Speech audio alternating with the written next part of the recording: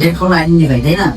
আচ্ছা, আমরা যেটা 6 বিষয় দিয়ে আমরা যেটা বলছিলাম সেম ওরকম ভাবে আপনি আইডেন্টিফাই করতে পারবেন। আবার বলি, যেমন একটা ডেট ফোন আসলো, সেটা আমি কিভাবে আইডেন্টিফাই করবো যেটা কোথা থেকে সমস্যা হয়, ঠিক না? যেটা আমরা 6 কিছুক্ষণ আগে বলা হয়েছে, সেম এইভাবে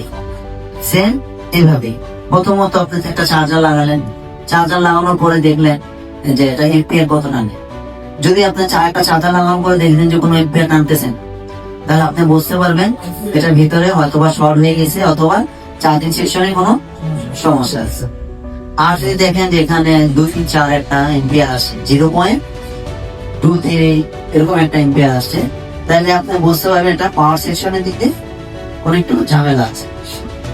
আর যদি দেখেন যে চার্জার লাগানোর সাথে সাথে চার্জার লাগানোর সাথে সাথে ডাইরেক্ট 0.5 অথবা 0.6 এ আটকে গেছে, 0.5 অথবা 0.6 এ আটকে গেছে, তখন এটা বুঝতে পারবেন যে সিপো থেকে প্রবলেম আছে। ঠিক আছে ভাই? আচ্ছা, সেট খোলার পরে কিভাবে চেক করবেন? সেট খোলার পর আপনার প্রথমত বোর্ডিং চেক করলেন, সেট খোলার পর ব্যাটারি কানেকশন আলাদা করে বোর্ডিং চেক করলেন।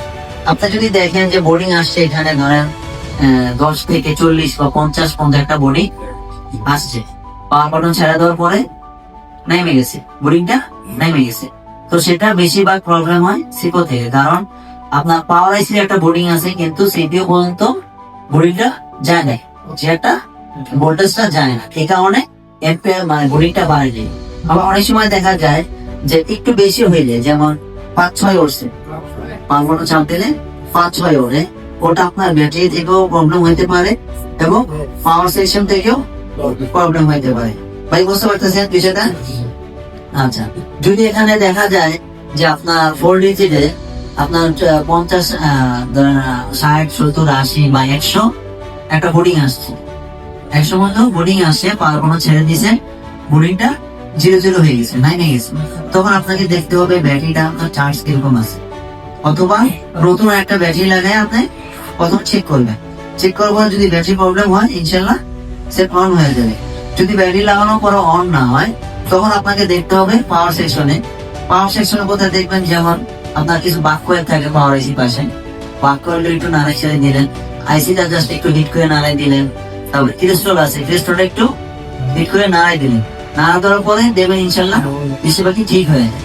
তারপরে যদি না হয়, তখন পাওয়ার আইসিটাকে রিবোর্ডিং করে দিলেন অথবা চেঞ্জ করে দিলেন, ইনশাল্লাহ ঠিক হয়ে যায়। এরপরও যদি না হয়, এটা হলো সর্বশেষ ধাপ, তারপর যদি না হয় তখন আপনি সিকিউর রিবোর্ডিং করতে পারেন। প্রথম যে ধাপগুলো আছে এগুলো কাজ করার পর যদি না হয়, সর্বশেষে আপনি সিকিউর কাজ করতে পারেন।